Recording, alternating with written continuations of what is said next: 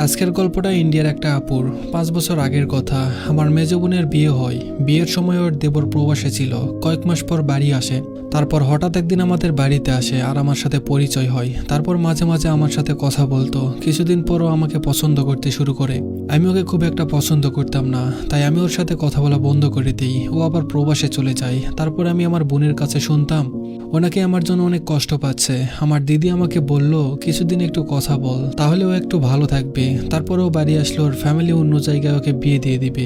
আমার দিদির কথা মতো আমি ওর সাথে কথা বলা শুরু করি, কিন্তু ও অন্য জায়গায় বিয়ে করলো না। কথা বলতে বলতে আমি ওকে অনেক ভালোবেসে ফেলি। আমাদের সম্পর্ক খুব ভালোই চলছিল। সম্পর্কের 2 বছর পর একটা ঝামেলা হলো। ও 70 দিন ফোন অফ করে রেখেছিল। আমার পাগলের মতো অবস্থা হয়েছিল। ও প্রবাসে থাকায় আমি কোনোভাবে ওর সাথে যোগাযোগ করতে পারছিলাম না। অনেক কষ্ট করে আমি ওর সাথে যোগাযোগ করি। তারপর আবার সবকিছু ঠিক হয়ে যায়। তার কিছুদিন পর আমি অনেক অসুস্থ হয়ে পড়ি। তখন ও আমাকে খুব অবহেলা করতে শুরু করে, কিন্তু আমি ওকে খুব বেশি ভালোবাসতাম, তাই ছাড়তে পারিনি। শেষ পর্যন্ত ও প্রবাস থেকে বাড়ি চলে আসে। আমি খুব খুশি হই, কারণ তখন আমাদের রিলেশনে 4 বছর পার হয়েছে। এবার হয়তো আমাদের সম্পর্ক পূর্ণতা পাবে। কিন্তু আমার সব স্বপ্ন বৃথা ছিল। আমি পরে আরো বেশি অসুস্থ হয়ে পড়ি। আমার অপারেশন করতে হয়। আর আমি অপারেশনের পরের দিন জানতে পারি ওর বাড়ি থেকে অন্য একটা জায়গায় বিয়ে ঠিক করেছে, আর সেটা ওর সম্মতিতে। আমি অনেক বেশি ভেঙে পড়ি। পরে ওর বিয়েটা ভেঙে গিয়েছিল। অপারেশনের 14 দিন পর আমি ওদের বাড়িতে যাই। ও কেন এটা করলো তাই জানতে। ও বলেছিল ওর ভুল হয়েছে। কি করব, ভালোবাসার কাছে আত্মসম্মান জিনিসটা বড্ড অসহায়। আবার সবকিছু ঠিক হলো।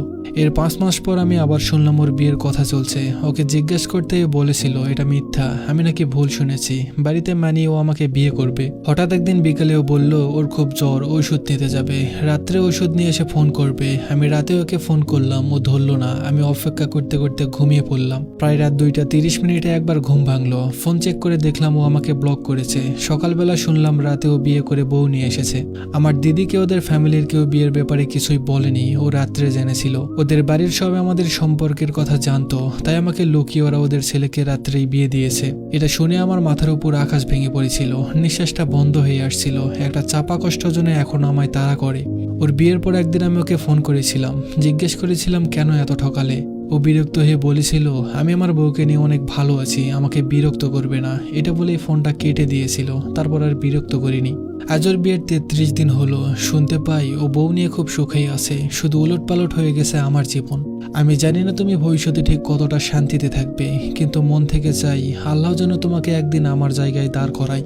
মাঝরাতে ঘুম ভেঙে দম বন্ধ করা কষ্টগুলো একদিন তোমার কাছেও আসুক।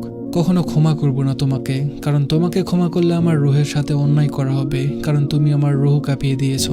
গল্পটা ভালো লাগলে অবশ্যই কমেন্ট করে জানাবেন। আর নতুন নতুন গল্প পেতে অবশ্যই voice of Sohan YouTube channel আর ফেসবুক পেজটা ফলো করে দিবেন। তো সবাই ভালো থাকবেন, সুস্থ থাকবেন।